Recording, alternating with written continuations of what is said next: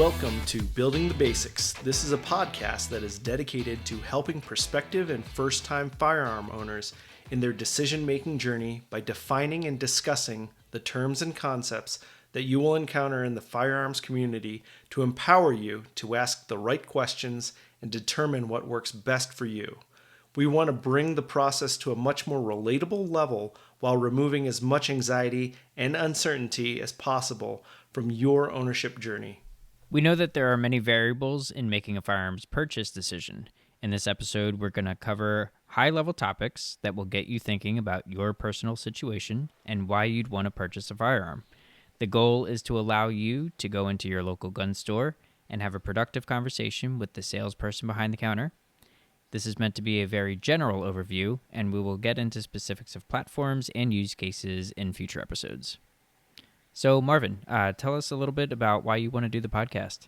Well, I believe very firmly in the right to self-defense, and crimes can happen quickly. So a firearm or a gun is a preventative measure, like a seatbelt or a fire extinguisher. I've helped a lot of people in their first gun purchase, and I believe that a podcast is being much more efficient in achieving that goal, in helping as many others as possible. A lot of resources out there are perspective-based and based on the experience of the person publishing that podcast. And so my goal is to focus on the individual situation and need as opposed to somebody's perspective. I want to arm people with the tools for evaluating their personal circumstances and preferences to make sure that they make the best purchase decision possible. I see it really as similar to purchasing your first automobile. A lot of people have a parent, a father figure, an uncle, even a mother or an aunt, grandmother, grandfather, who is experienced in purchasing cars, take them to a dealership and teach them how to negotiate, what questions to ask, financing, things like that. And I believe that firearm purchasing is very similar in that regard, where there's a dearth of information and understanding. And so I would like to fill that role in terms of being that guide, not parental figure, but a knowledgeable figure whose intention is truly to help the purchaser make the best decision possible. What about you, Jim? What was the reasoning for you to start a podcast like this with me? Yeah, so for me, it's a little bit multifaceted, actually. I just want to say that I definitely agree with you on the aspects that you mentioned of why self-defense is like a big topic nowadays, and that we as citizens should have that right. For me, it goes into a few other topics as well.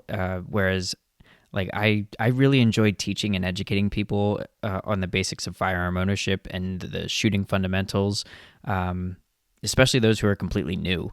Every time that I take somebody to the range, every time that I'm trying to help somebody understand, just the basics that I know that we're going to get into a little bit of discussion, I just really enjoy seeing the light bulb moments go off in their eyes and in their facial expressions, and you can see that things click and they understand what they need to do, what they don't need to do or should not do, kind of in terms of safety and stuff.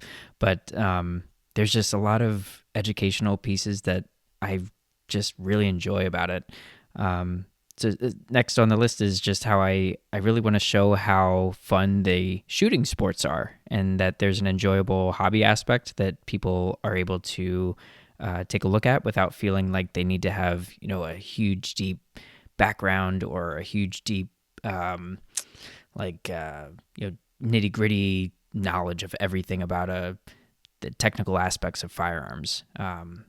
And then third, and this kind of just ties it all together, I just want to show that normal, everyday citizens are responsible gun owners, and you don't have to carry a firearm for your job to be capable and responsible with your firearm.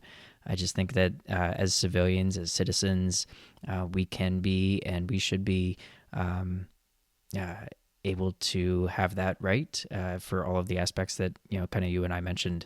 And I'm really excited to continue the education piece and help our listeners, be responsible and safe gun owners. Awesome. Yeah, yeah, it's gonna be a good time. So, so Marvin, tell me a little, or tell us a little bit about what are your experiences? What are your maybe your first purchase? Kind of how did you get into this hobby? Well, I was an infantry marine. I did 2 combat deployments, and so I've had the basic exposure to the standard weapon systems that in a line company has access to. Qualified expert on pistol and rifle multiple times.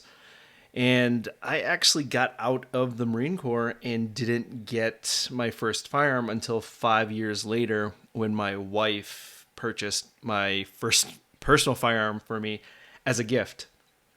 I purchased my wife a Ruger LC9S shortly thereafter for her, and that's kind of the first stumbling point of my personal firearms journey. And I didn't try it out, didn't know anything aside from the fact that I wanted to get her something small. And what we realized was it was too small, had too much recoil, and it didn't shoot or handle the way that we expected it to because we didn't do that prior to picking it up at the local gun shop.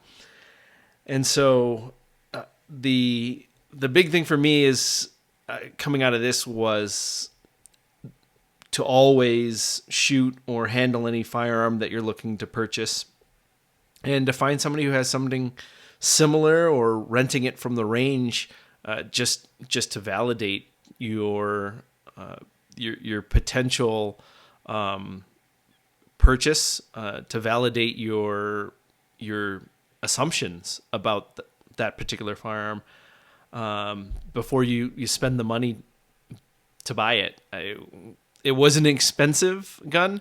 It was only, I think it was $350, but at the end of the day, it turned into a $350 paperweight. And so the idea again, what you and I had talked a bit about previously was how can we help others avoid the same mistakes that we have made as we had purchased guns, firearms in our experience. I mean, it's probably been, I want to say, about 10 years now since my wife had purchased that first gun for me. And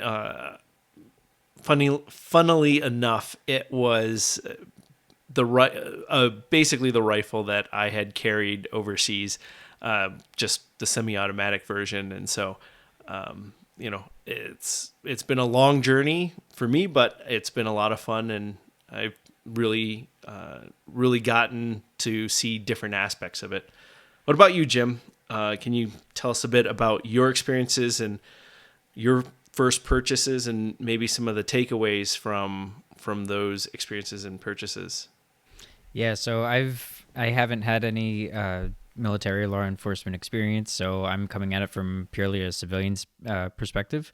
I actually went to the range for the first time with one of my friends and when his dad back, probably almost 3 decades ago at this point.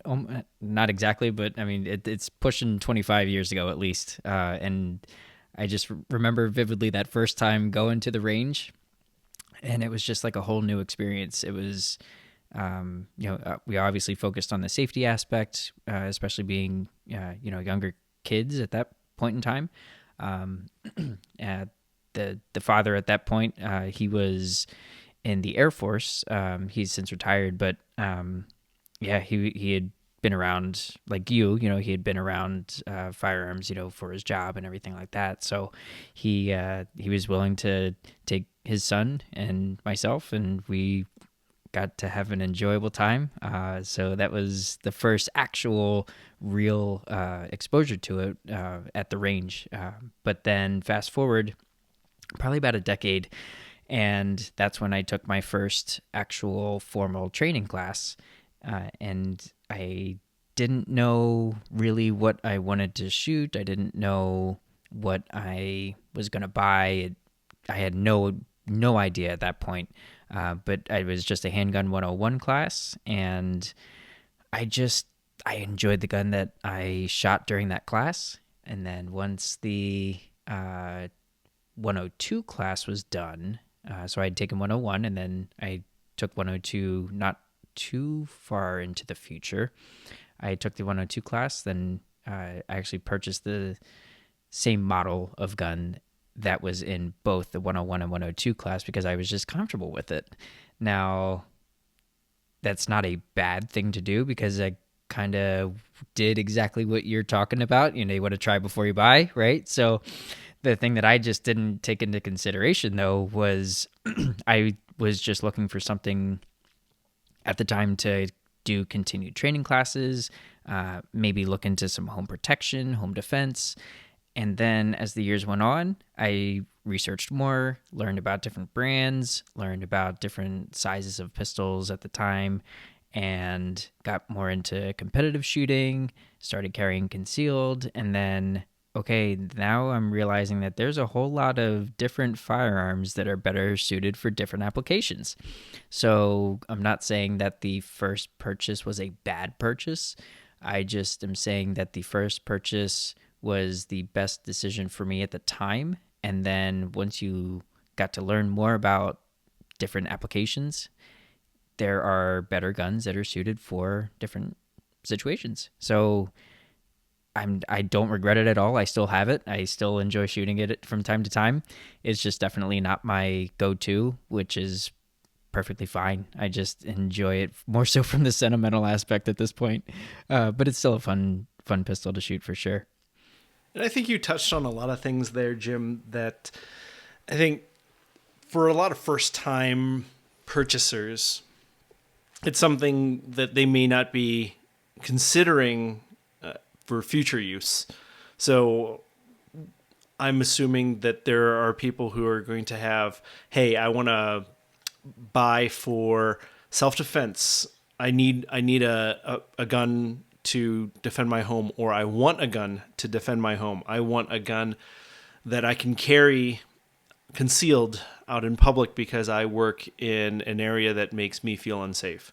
Or it's somebody who's just looking to get into the sport. And so I think a lot of first purchases are going to be based on what I would assume to be an immediate need or an immediate desire to meet a certain circumstance. And so, I think what you touched on there is something that great for us to talk a bit more about as we kind of progress in this podcast and talking about, are you looking to purchase something that is going to meet multiple needs, fit multiple scenarios? Do you think you might be interested in competitive shooting in addition to fulfilling a current need for home defense, self-defense, or vice versa? You're looking to purchase for a competitive hobby immediately, and then potentially would like that gun to fill the role of a home defense or a personal defense weapon. And again, I think it's one of those things that I've had this conversation with a lot of people as I've helped them kind of suss out what their first purchase should be. And again, a lot of great points there, Jim. Yeah, thanks. It's there's definitely a lot of nuances to all of that, all of those topics, right? Like there definitely can be some overlap, and I think as we get into further episodes, we get into those scenarios, we get into those experiences that we've had of one versus another, and not that we're recommending one versus another. This is just based on our ownership experience and our practical application that we've gotten used to. So it's not that we're paid by, or as like sponsored by anybody. It's really just, we want to provide a look into what our what our civilian use cases have been, and kind of what we find works for us and what doesn't work for us. You brought up a great point about your Ruger that was the first purchase that you bought for your wife, right? So it ended up not being the best purchase for you, but that doesn't mean that it may be the same for somebody else. It may feel great in the other person's hand, or it may feel like the snappy kick is something that is fine for them. They don't mind it, right? It all just depends on personal preference, as our third co-owner, Tim, as he always says, everything's personal preference, right? So it's really interesting to see how one person may like something, another person may not care, and then a third person may absolutely despise something. It's very interesting to see. But I wanted to get into a little bit of the competition aspect, because I think it's really I know it's on all three of our hearts of just recent developments of just how we've been able to get into the competition world. It definitely was a bit of a bug that bit me, which is really fun, and I've really enjoyed being involved with it. So I just want to give a very brief overview of the different organizations that you can get involved with when it comes to competitive shooting. So the first one is IDPA. It stands for the International Defensive Pistol Association. The second one is USPSA, the United States Practical Shooting Association. And then a third one, which is more up and coming, it's the PCSL, Practical Competition Shooting League. And one thing that I just want to distinguish between the three of them is there are different rule sets. There are different, I'll say, firearm requirements for divisions. So each of them also has divisions. And then you just will figure out which division you're going to be in based on what your gear is tailored to. And so it's one thing that it's opened my eyes up to. And so Marvin, you and I and Tim, we've all been doing the the training classes. We've taken a lot, we've enjoyed it. Competition takes that and puts it to a whole other level, because you are really putting your skills to the test, because you're up against other people. You get to learn from other people. You get to, when that buzzer goes off or when that ding goes off, you are ready to go, and you have to engage the appropriate targets at the appropriate time. And it's just a lot of fun. And I want to hear a little of what your experiences have been with the competition piece, just to see, what do you think? Do you like it? Do you not like it? I love it. I honestly, it's one of those things where it's you don't know how good or poor your fundamentals are until that shot timer goes off. It's very different than shooting at a flat range, whether it's indoor or outdoor, and you're just what, 5, 10, 15 yards away, and you're just plugging away at a target, and you've got all the time in the world. And even if you have a shot timer, you have the ability to reset. You can take all the time that you need to get ready for your next string of fire, even if you are using a shot timer. And shooting competitions are a great way of testing whether or not you have been doing the right things, whether it's with dry fire, whether it's with transitions, whether it is with drawing from the holster or footwork. There's so much that's involved in there, and I think the approach that I've always taken is to be humble, to go out there, first and foremost, be safe, and then take it as a evaluation of my personal skills and say, okay, I've shot this string of fire. What could I have done better? How can I improve for the next time? What are the things that I need to go home and practice, either at my local range, or is it something that I need to work on that I can fix with dry fire? Is it something that I can diagnose with, a Mantis X? And, there are a lot of training aids, a lot of training tools out there that can help you fix the issues that you might evaluate or observe coming out of a shooting competition.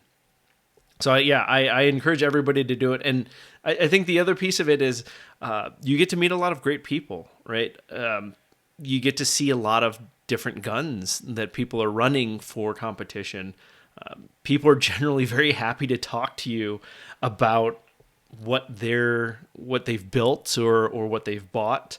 I can't tell you how many times I've been at a shooting competition and seen a guy run something that I've never seen before, or it is a model of a firearm that I've not seen, and it turns out, oh, it's a custom, or oh, it's a special edition, or oh, it's a race gun version of something that most people wouldn't be aware of. And so I think that's also a really cool part of the gun community, or the competitive shooting community, is everybody's usually really, really happy to talk to you about their experiences, how they came to their conclusions, what they're running. And then, a lot of times you say, hey, let's exchange information, and later on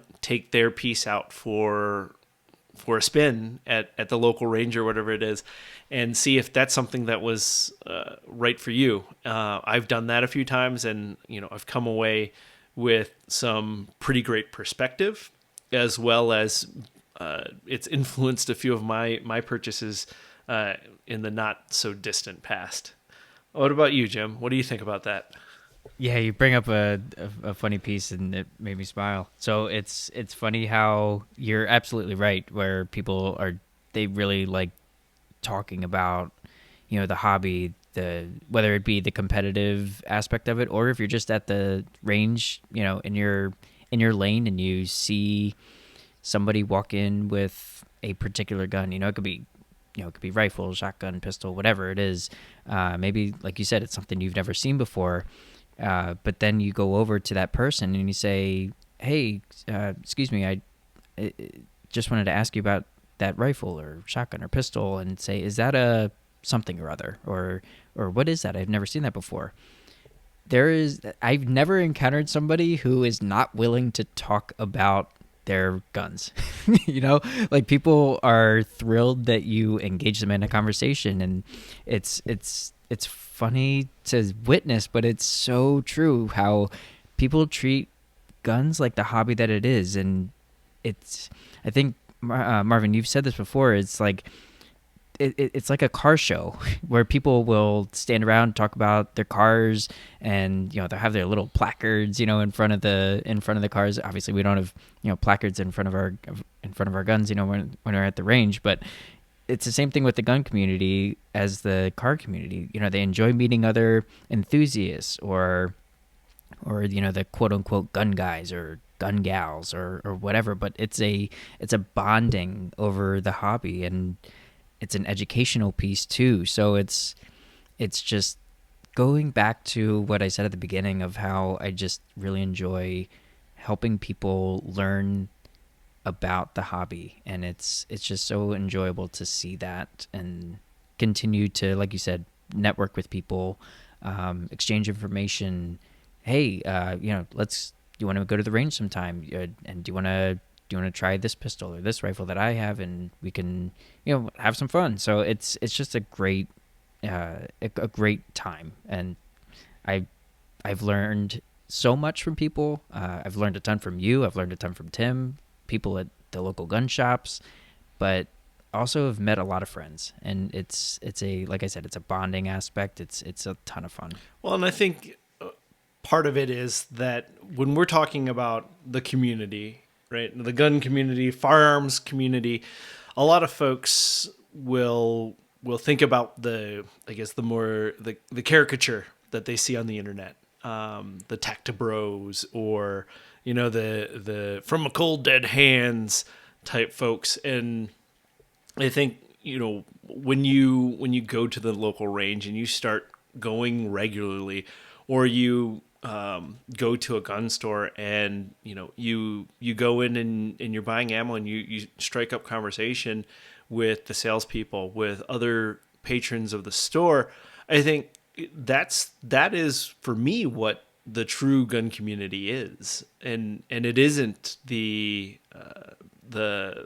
goofy stuff that people see on the internet. That's not really community. Those are people that you interact with behind a screen. The real community are the people who are happy to talk to you about, hey, this ammo is the cheapest for what you're looking to do, or hey, have you considered buying this brand, or hey, don't buy that brand because I had an issue with it, or hey, this is what I carried, or this is what I do carry, or what I used to carry, and these are the reasons why, and getting into those types of conversations. I think that to me is really what the gun community is in real life, as opposed to, I guess, what the news or what Twitter makes it out to be. So with that, then let's dive a bit into another aspect of guns, is the collecting and the historical aspect of it. So a lot of it comes with a lot of history, and it's amazing. We've seen firearms out there from World War One, World War Two. There's still people who are firing replicas and even original firearms from the Revolutionary War and the Civil War. Obviously, you want to make sure that those have been inspected, and a lot of times they may replace barrels, or sometimes you may not want to fire them at all, simply because of how old they are. But it's not just for, hey, I want to go out there and blow some ammo, or hey, I want to go get something to defend my home. It could also be, hey, I really enjoy American history, I enjoy world history, and these guns are pieces of history. And so a lot of people buy for those reasons.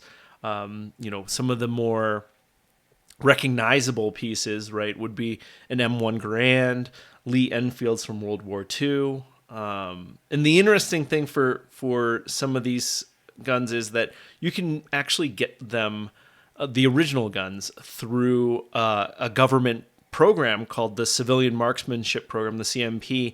And you can actually buy a collector's item that has been held by the U.S. government for however many years in a bunker somewhere, and you can actually hold something from 1940, 1941, and say, hey, this is from that time, from that era, and kind of, I guess, experience what it was like for those soldiers when they were storming those beaches. Yeah, and the incredible piece is, and this is where I just get baffled, is like kind of going off of what you said, it's you find these rifles through the civilian marksmanship program, right?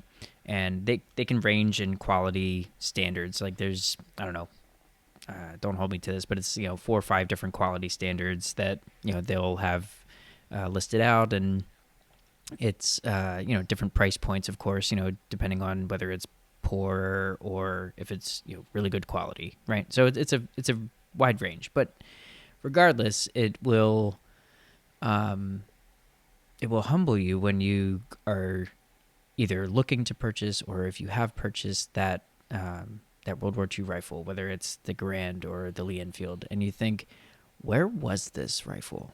What battle was it at? Was it in a battle? Was it at Battle of the Bulge? Was it at Normandy? It's just it it's fascinating, right? Because it's a piece of history, and you don't know where it was, who held it, like I said, what battle was it in, and it just gets to be an interesting experience when you are involved in the collecting or historical aspect of it.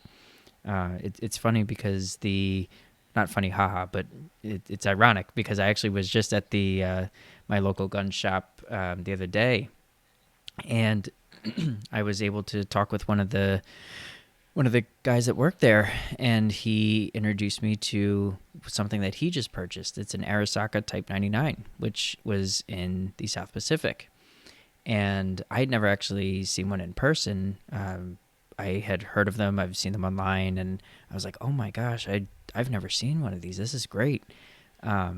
He said, yeah, I have 3 of them now because of I just have loved this era, the World War II era. He said that's actually how I got into learning, understanding, being educated on firearms.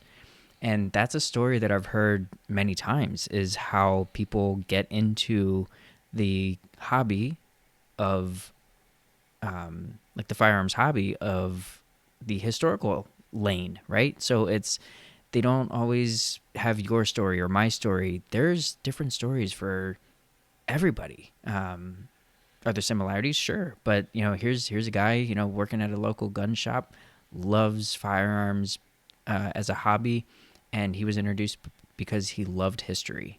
And it's just a really cool way to get into it. So it was just neat to see one. Like I said, the Arisaka, just to see one, hold one, just a beautiful piece of history. 3. Wow. Yeah. That guy definitely is a collector. Mm-hmm. So then with that, do you want to get into some definitions, Jim? So you want to start off on definition of pistol and revolver for us? Yeah, and then we'll go into, differences, calibers, all that. So, yes, so starting off, definition of a pistol. So it pretty much is boiled down to, it's a handgun with a short barrel design that is to be held in one hand. So that's the definition of a pistol. And then revolver, it is a handgun which has a revolving chambered cylinder for holding a number of cartridges, which then may be discharged in succession without reloading.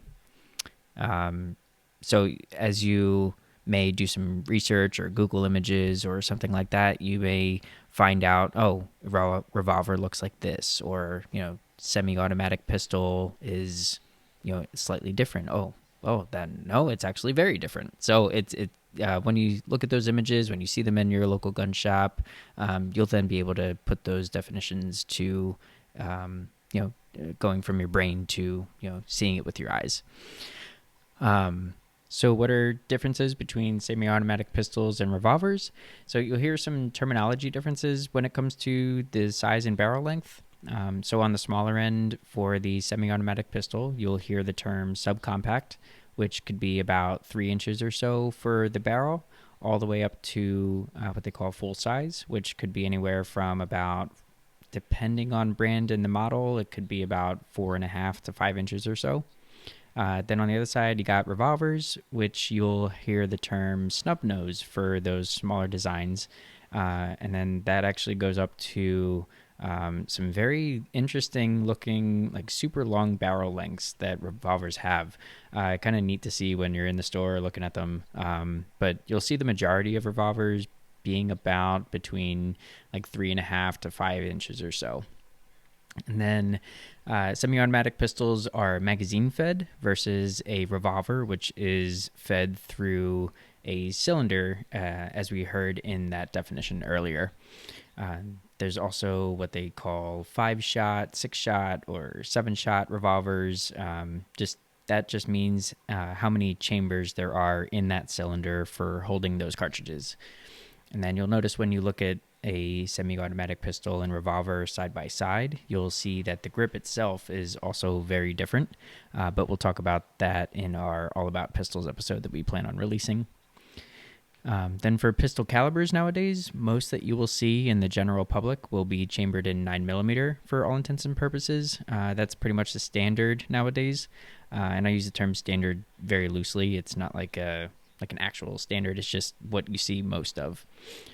There are smaller calibers such as the 22 round, which is mostly used for plinking, which is basically just like target practice with low recoil. And then there's larger rounds, which could be like the 40 Smith & Wesson or 45 ACP, which are larger than 9mm. They pack a little bit more of a punch. They have a little bit more recoil, but just for like generic basic definitions, you'll find those 4 rounds as you're on your search. So again, 9mm, the smaller 22, and then the larger 40 Smith & Wesson and 45 ACP.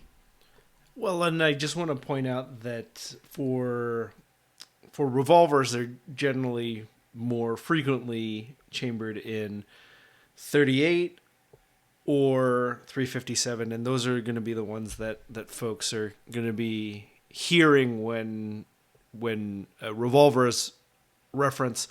So this is a bit more dated, but Dirty Harry had a revolver, and that was in 44 Magnum, and so from a I guess a pop culture reference, most of what John Wick was shooting was 9mm, and so that's again what folks are going to find out there most commonly.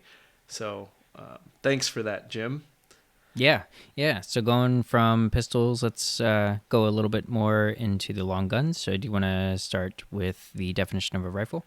Yeah. So a rifle is defined as a weapon designed and intended to be fired from the shoulder to fire a single projectile through a rifled bore for each single pull of the trigger. So a semi-automatic rifle in this case.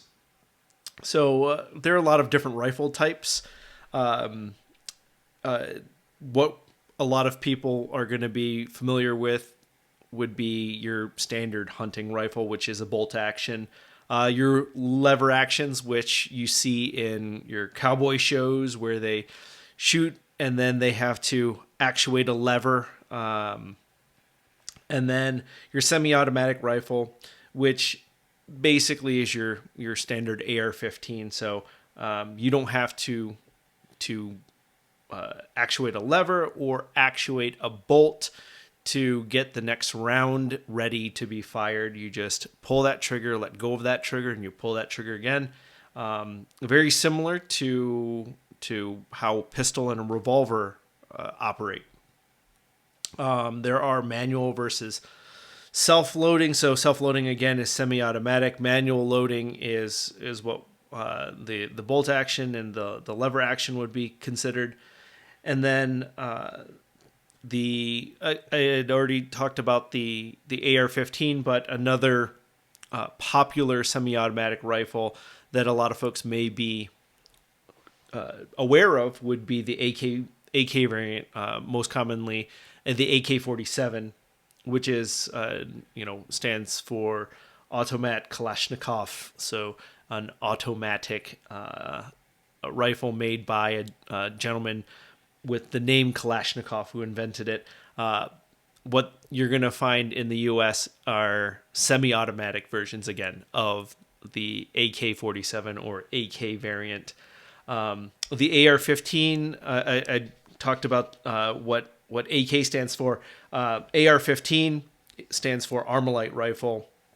That was designed in the 1950s. So Armalite was the first company that actually sold that style of rifle, and so AR stands for Armalite rifle.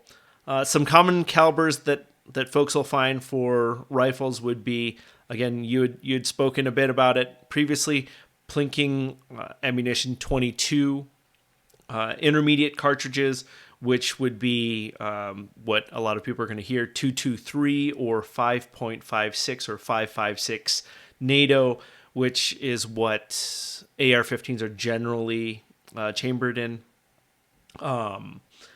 Hunting calibers would be 308 Winchester, also known as 7.62 NATO, as well as 30-06.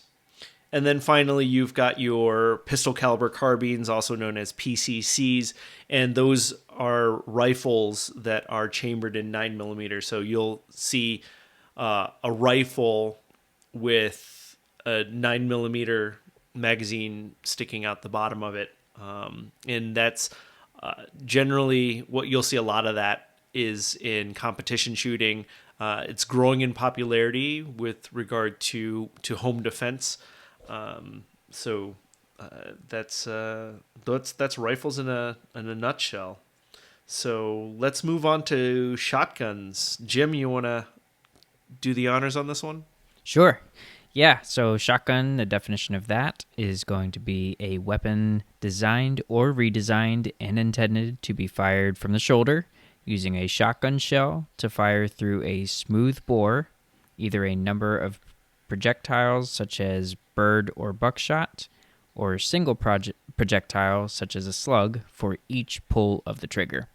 So again, just want to emphasize, so each pull of the trigger means, just as with the pistols, revolvers, and semi-automatic rifles, same thing here. One pull of the trigger means one pull of the trigger means one round going downrange.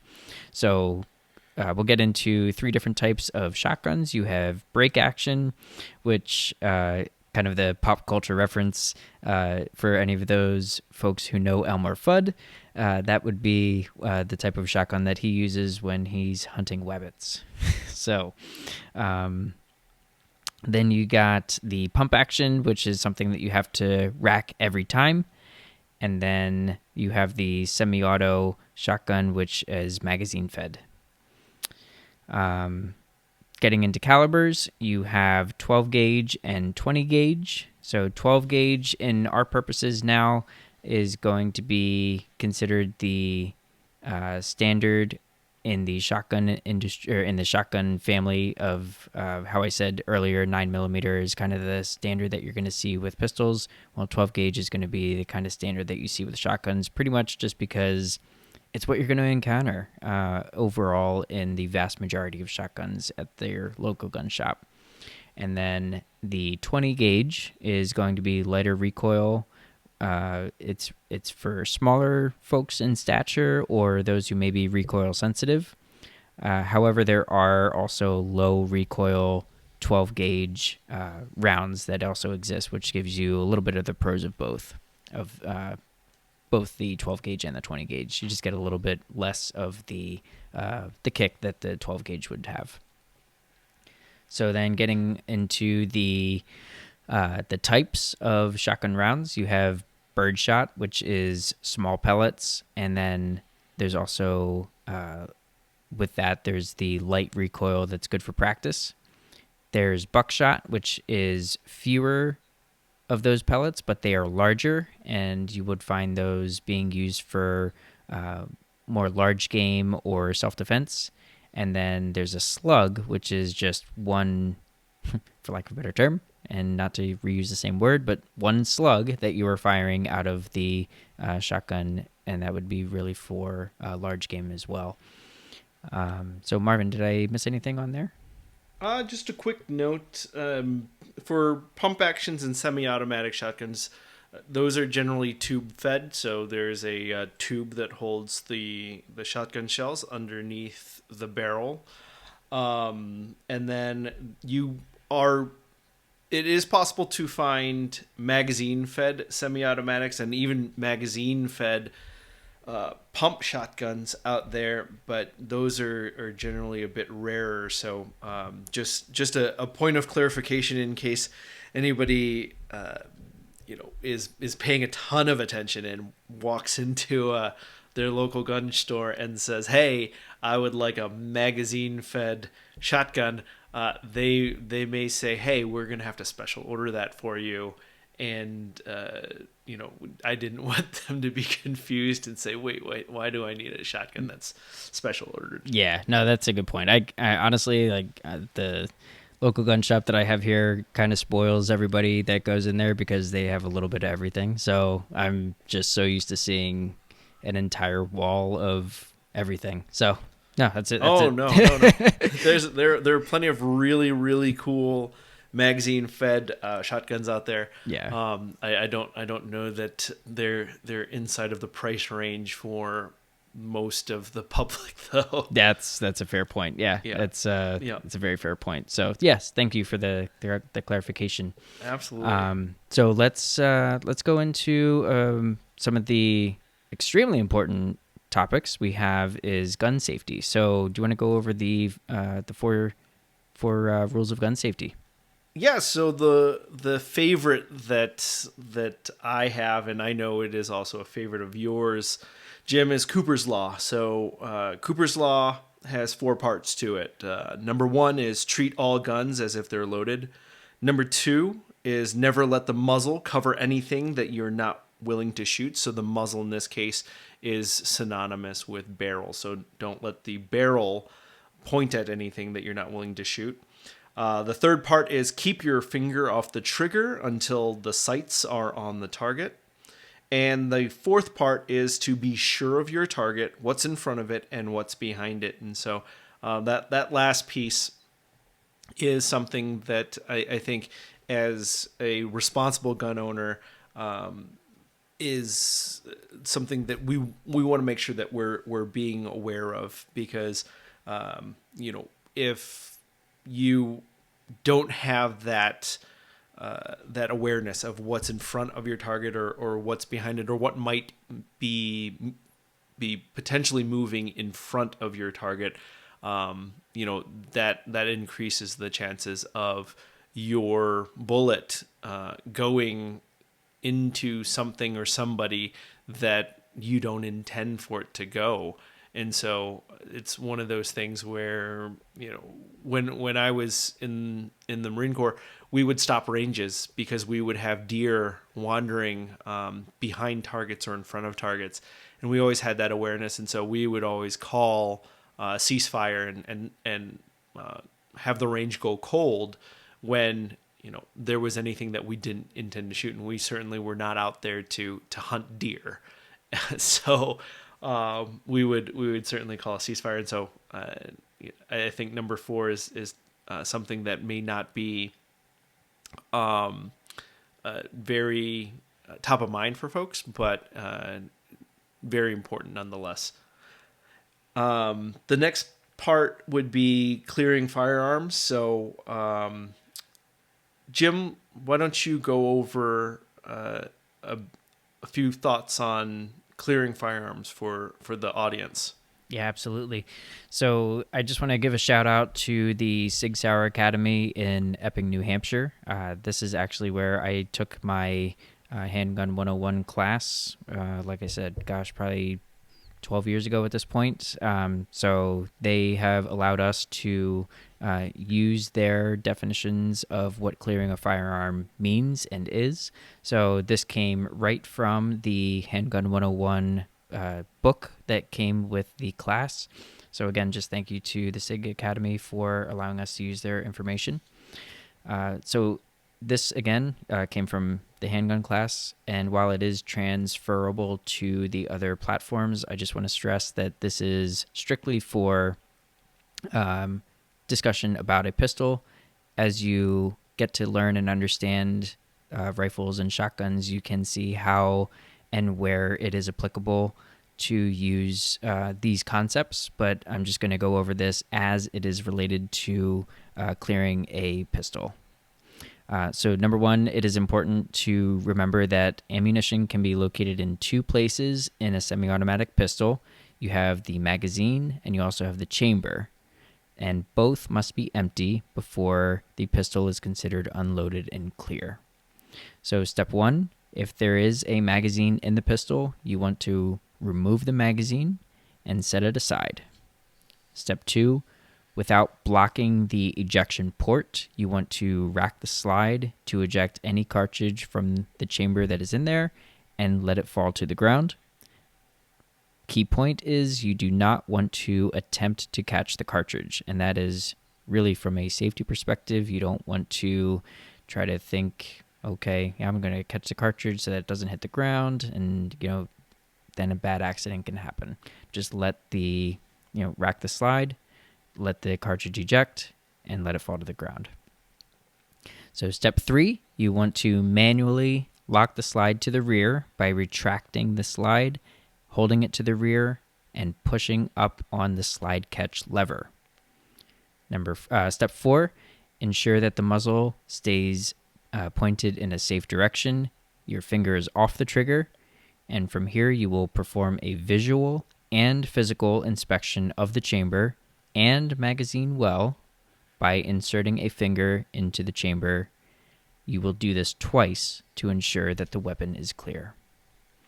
And I can honestly tell you, since my Handgun 101 course, again, about 12 years ago at this point, I can honestly tell you that every time I am handling a firearm, whether it has been given to me unloaded, loaded, anything like that, I will always perform each of these steps. And then, so Marvin, think of how many times you go to the range or I go to the range. I just want to stress that these tips, these steps are key to ensuring that one is handling a firearm, in this case a pistol, safely. And from here, you will have no issues with safety as long as you are following this. And I think a big piece of it would also be to not rush. Take your time. Make sure that every step is followed and you've done it from start to finish. There's nobody saying that you have to clear a gun quickly. Take your time. Make sure that you follow all the steps, and that firearm is rendered safe before you're either packing it away or you're about to clean it, or again, meet somebody new at the range and you want to share. Clear that firearm, and they're going to follow these same procedures to make sure that it's clear after you hand it off to them. And so, again, part of being a responsible gun owner is just knowing how to be safe and then making sure that you're following all of those steps every single time. Yeah, excellent point. Good stuff. So Marvin, we've got a couple topics left, so I'm going to just ask you to talk on safes and storage. Sure. So I'm going to go from most secure to least secure. So most secure would be obviously a gun safe. You can get them in a bunch of different sizes. I've seen ones that are small enough to hold a single handgun that sit on a dresser drawer somewhere or in a cabinet. I've seen ones that are entire rooms where they look like a bank vault. Gun safes have locking mechanisms, and a lot of them are combination. Some of them are use a key. Some of them are biometric, meaning they require fingerprint access. Some of them have keypads, but the common thing for all safes is that they're very, very tough to break into, and they require some sort of key, fingerprint, number combination to get into them.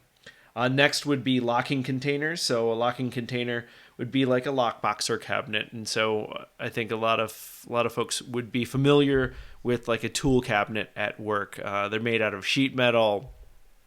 They lock with a simple key. They have a twisting handle generally. Not super secure. You can take a hammer and bust off the locking handle pretty easily. So locking containers are generally a lot better for keeping children or other people who aren't really trying to break into your locking container. And then finally, you've got a gun case with a padlock. So all new guns come with gun cases. They're generally made out of plastic and have holes that allow you to place a padlock or a gun lock through that hole, so that case is now not easily opened. It's a step down from a lockbox or a cabinet because it's just made out of plastic. You can very easily just bust that case open, or you can also use the gun lock to put that through your chamber and the front of the muzzle of the gun, or the chamber and the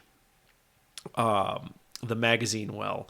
And so that's an every gun comes with a gun lock. And so if you have no lockbox, no cabinet, and you don't want to utilize your gun case and lock that, a gun lock is provided with every gun purchase, wherever you get one. So it's better than nothing, but my recommendation is to get to a gun safe if it's possible. But if not, lock your firearms and put them in a place where children or other folks can't get to them easily. So that's safes and storage in a nutshell. You got anything to add, Jim? No, I think you covered it pretty well. So yeah, that's great. All right. So the last topic would be training. So Jim, why don't you take this one? Yeah, sounds good. So I would say there's a few ways that you can go about trying to find training, and this is going to be ranking very high up there with the safety aspect and the safes and storage. And I'm not saying that we're saving the best for last, but once you are able to feel comfortable in your firearm purchase, training is going to be key.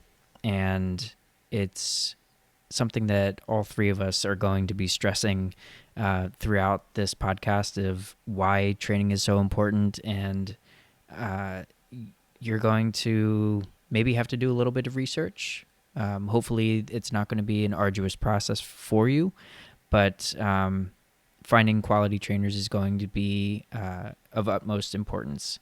And we can give you a couple of those tips and tricks to do that. So going down the list here, I would say the first place to start is if you have a local gun shop that's near you, speak with them. Ask them, do they have either training classes at their facility where there's certified instructors?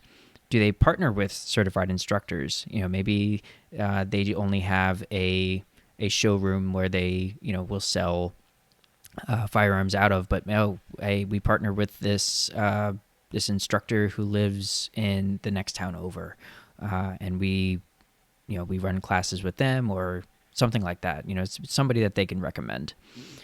Second, you can call around, see what kind of reviews there are of instructors in your area, and where would you find that? You'd probably find on Google or whatever your preferred method of doing online searches are. But the thing there is make sure that you find someone who's safe, somebody who makes you feel comfortable with the ability to ask questions during class, and also has knowledge in the topic that he or she will be teaching you. So you don't want to be taking a class from somebody who is not knowledgeable. And I'm not saying that we've ever encountered that personally. It's just something that we want to get out in front of to make sure that you're seeking out good quality people that have credentials that are suitable for what you're looking for. And I use credentials loosely. Not everybody has to be a retired law enforcement or retired military. There are many, many, many good quality civilian firearms instructors who have gone through great classes to become great teachers. So it's just somebody who, like I said, makes you feel safe and is able to give you an environment where you can ask questions. Well, go and meet the instructor, right? I think that's a big piece of it. I think you touched on it, Jim. Is before you take a class, I mean, you're it's they're not cheap. The classes are not cheap, and so go and talk to the instructor. Ask them, hey, what are the things that you're going to cover during your class, and what is the practical application piece of it? Is there a written piece of it? Do you test? Do you not test? Do you provide some sort of certification at the end of this that may be recognized by your state or your local government? So I mean, it's not just looking for somebody and reading a blurb on the internet. If it's local to you, go out, talk to them, ask them some questions, and then find out whether or not you're gonna pay them. Generally they're at least $50, if not $100, $150. That's a good amount of money to be paying for some training. So it makes sense to go out and just ask a few questions and find out before you're handing your hard-earned money over to take a class from somebody. Yeah, that's a really good point. And I can't imagine that there's anybody out there that would be a firearms instructor that would ever turn down an invitation to talk to somebody about their course that they would be teaching. So this kind of goes back to what Marvin and I were saying earlier of how people really like to talk about their hobby.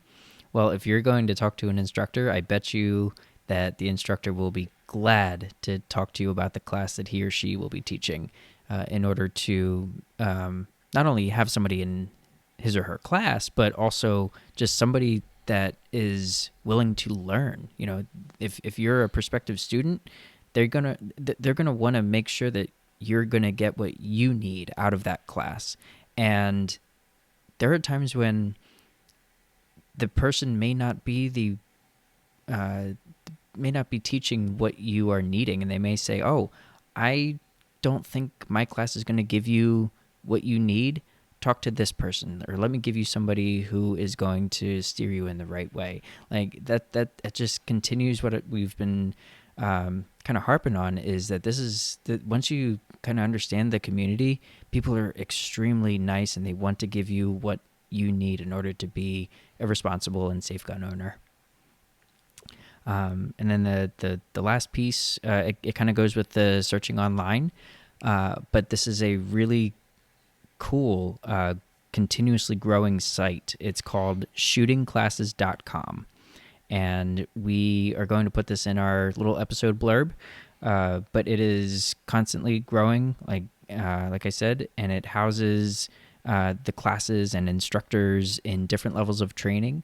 And you can search for classes or instructors within your state or another state, but it breaks down from beginning to, or not beginning, but from beginner, to advanced classes or concealed carry classes or home defense classes of, kind of what is the goal of that class. So you can search, try to find a class, whether it be in your area or maybe you want to go travel.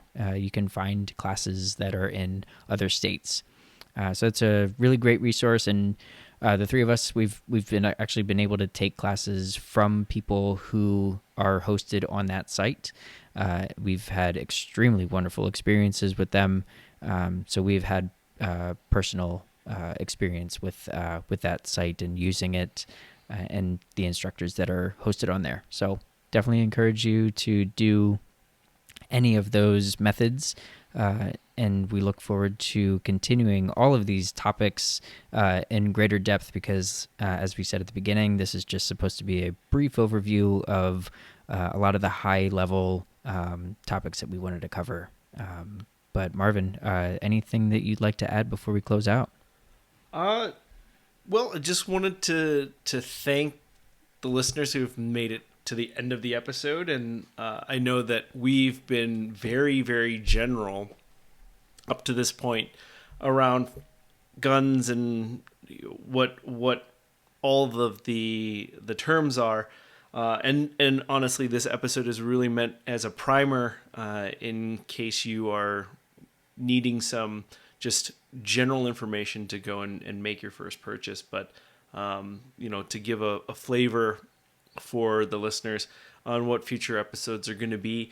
We're going to dive more into pistols. We're going to talk about the brands, the price points, size, and then do the same for shotguns and rifles, and then also dive into topics like concealed carry. What are the methods that are out there? What can people expect? How do people carry today? I think depending on your age, right, you might have a very different understanding of what concealed carry is from the 1980s under armpit holsters, right, to appendix carry today. So looking forward to diving into a lot of these, and then even further out, we're going to be doing some interviews, right? We're going to be talking to some folks in the industry who own companies that make holsters, they make rifles, they make pistols. We are going to be interviewing people who work at a gun store, and what are some of the tips that they might have and what to look for, and then just continue to build on that. And obviously we're going to have some email addresses that are going to be posted in the show notes, so that if anybody wants to give us feedback, we also welcome feedback. What do you want us to talk more about? What do you want us to talk less about? What are things that you like about our format? What things that can be changed or improved? We welcome all of that. And so, again, looking forward to hearing from folks, and looking forward to getting more of that information out there. So I think that's what I've got. Anything from you, Jim? Yeah, I agree with everything that you said. I'm looking forward to continuing this for future episodes, and we are going to have a lot of fun with it. I know that we've got a lot of great ideas. We got a lot of great interviews that we'd like to do, so it's going to be a fun time. We do want to encourage, like Marvin said, we want to encourage you to please give us feedback. If you care to continue to listen to us, feel free to like and subscribe, and we will get our next episode out hopefully within a few weeks, and we look forward to, again, getting a little bit deeper into these topics. So thank you for listening to our first episode here, with many more to come.